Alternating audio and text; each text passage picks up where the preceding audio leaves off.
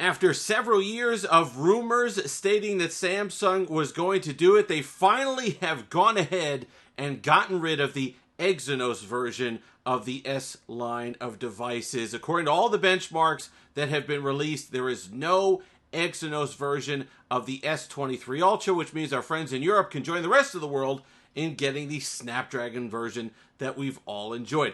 The Exynos has been much maligned. I got to tell you, the only real experience I had with it was the Samsung Galaxy A53 5G, which to me was a disaster.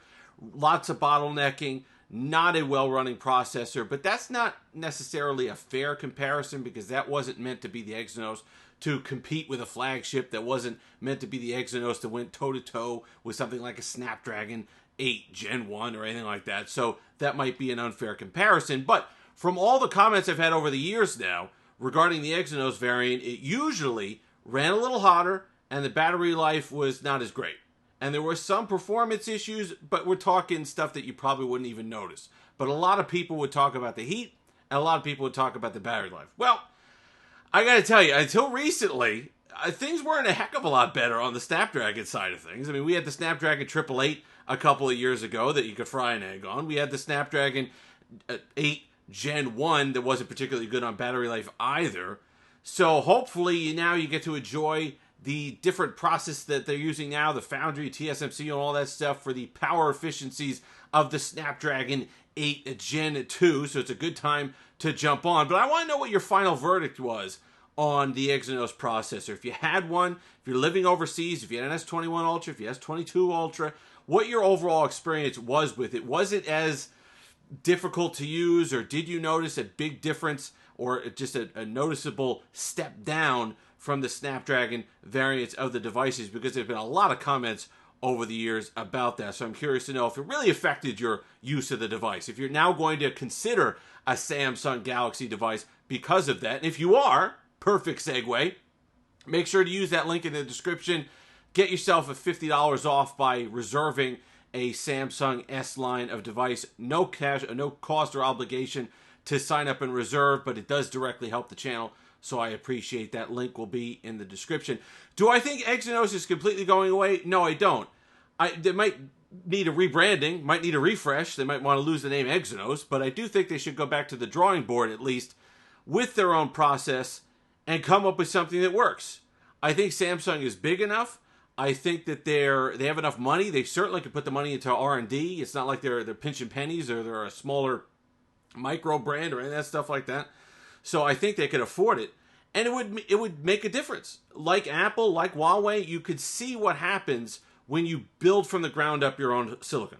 When you can actually take it and design it for your hardware, the efficiencies are there. It makes a difference.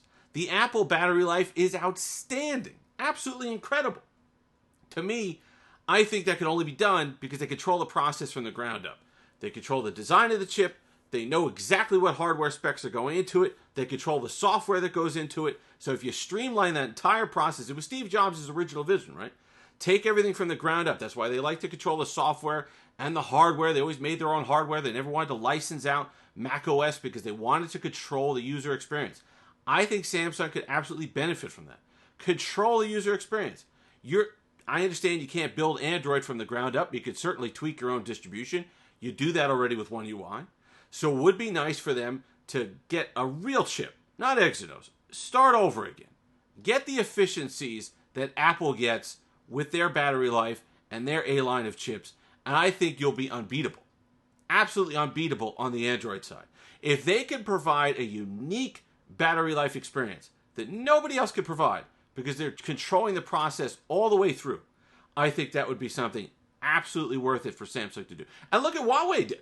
Huawei, before they got banned in the United States, those Kirin processors, battery life was okay, but the longevity of those and the power that they provided and the power efficiency was great. Those processors lasted several years before you even noticed any sort of slowdown, and that's because they controlled the entire process.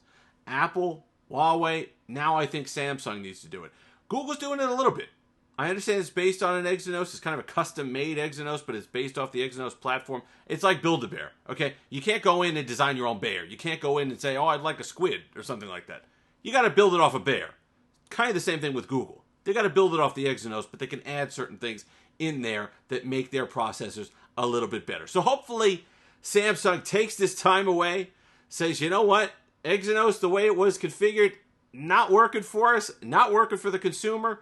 Let's start over again. But in the meantime, our friends in Europe and India, I believe as well, can now enjoy a Snapdragon flagship from Samsung as Exynos goes away, and what Asia and the United States have had for years, you get to enjoy as well. And like I said, it's a great year to be jumping on that bandwagon. Great year to be getting one of those. Maybe that's enough for you to upgrade from an S22 Ultra. The battery savings will be maybe even more so for you if you were suffering with your Exynos. But I see a lot of comments. People liked your Exynos. If you're sad your Exynos is going away, let me know that as well in the comment section. If you've made it this far, like, comment, subscribe, all that fun stuff. Until next time, have that Steve-licious day.